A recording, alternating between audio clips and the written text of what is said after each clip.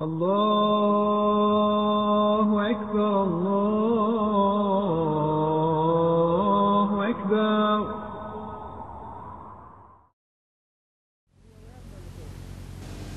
I was born in India,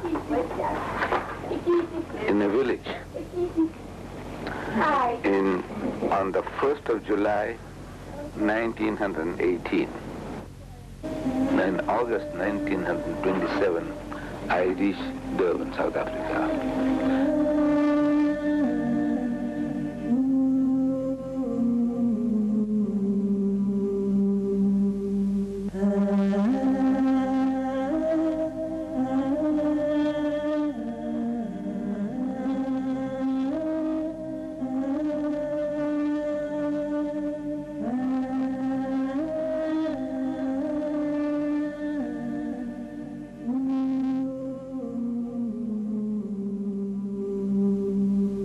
This is the Madrasa Arcade in Durban, South Africa.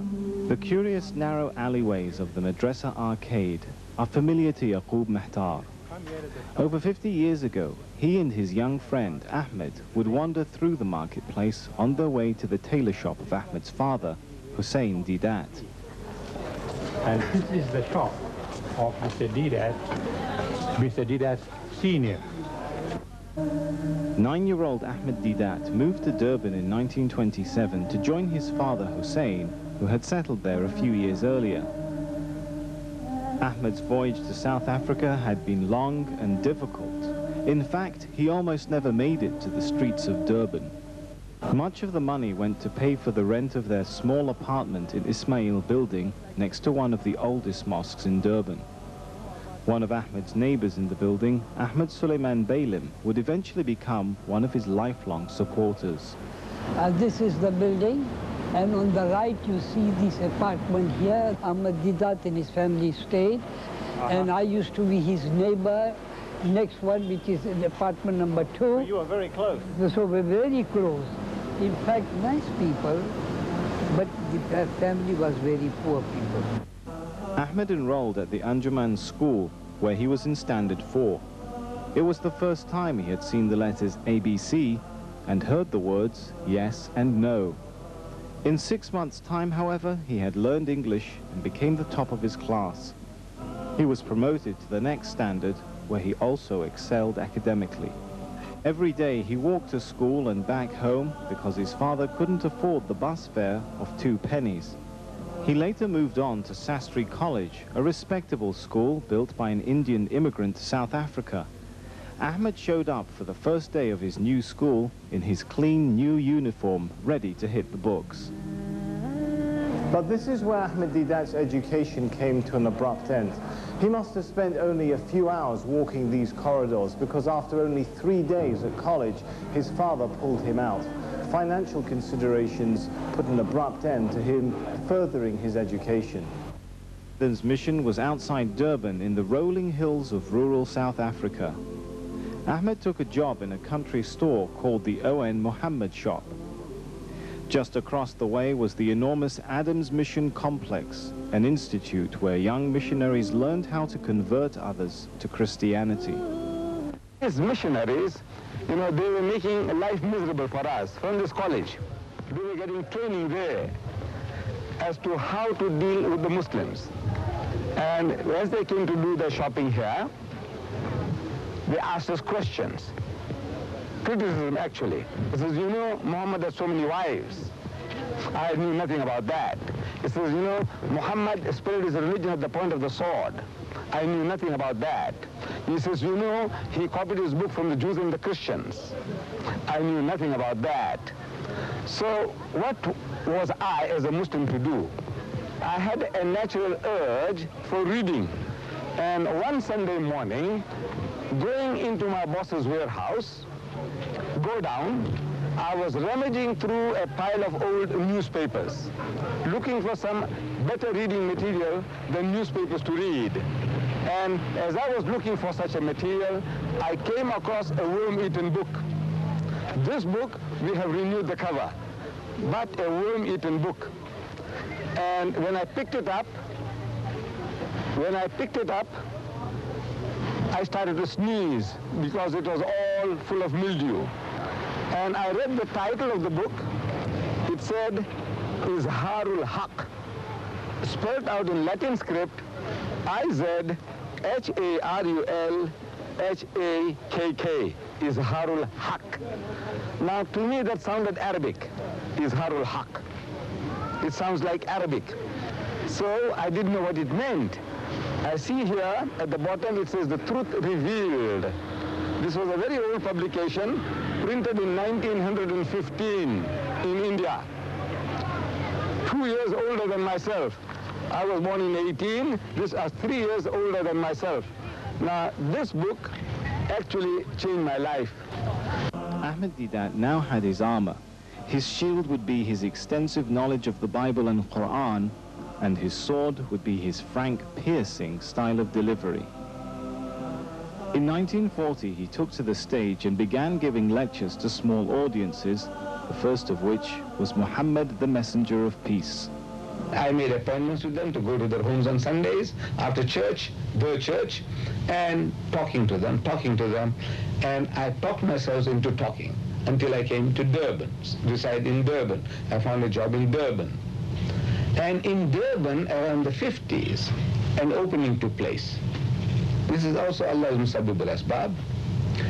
We had a very charismatic speaker coming from overseas. And this speaker, very unusual, for a Sunday morning, he used to get 300 people every Sunday morning. And the crowd was increasing continuously. And I used to attend this talk of his, very fascinating. At the end of the talk, question and answers, and when everything was over, after a few months, a revert to Islam, an Englishman who had become Muslim, by the name of Mr. Fairfax. This Mr. Fairfax, he suggested this, look, any of you, if you are interested, I am prepared to teach you people comparative religion. But he called it Bible class. He said, I will teach you the Bible, how to use the Bible in propagating Islam. So he said, very good. So out of this 200 to 300 audience every Sunday morning that this other gentleman drew, about 15 to 20 opted to remain for a second injection. And this Mr. Fairfax began teaching us that, look, in the book of Daniel, there are certain prophecies and how to use those prophecies. In the book of Deuteronomy, in the Bible, there are certain prophecies regarding the coming of our Nabi Kareem Sallallahu Alaihi Wasallam and how we can exploit them, how we can expound them.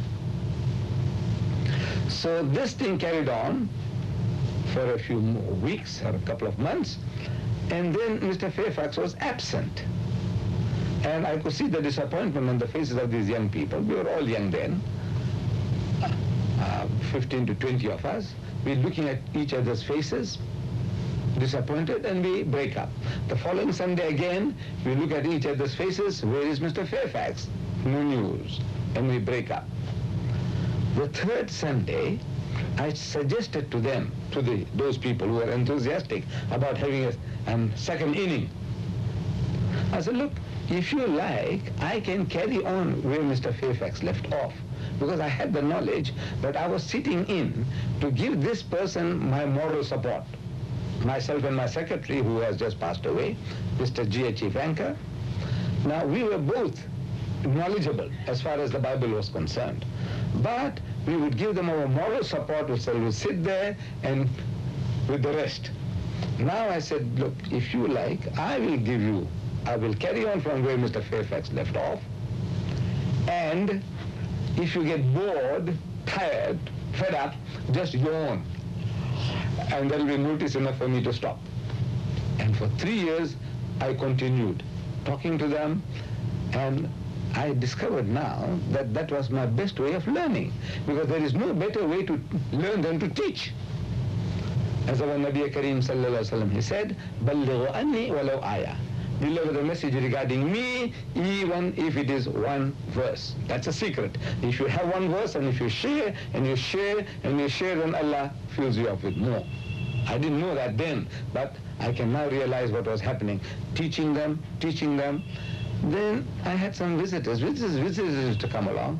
There were some visitors coming from Johannesburg, and they stayed in for my class.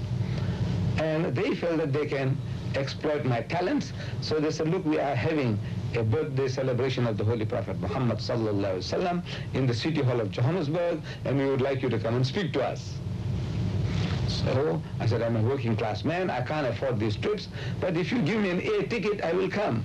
So they gave me an return air ticket, and for the first time in my life, I traveled by air to reach Johannesburg and deliver the lecture. Now that gave me an idea. But if I can lecture in the City Hall of Johannesburg, what is wrong with the City Hall of Durban? So we organized a lecture here in the City Hall of Durban.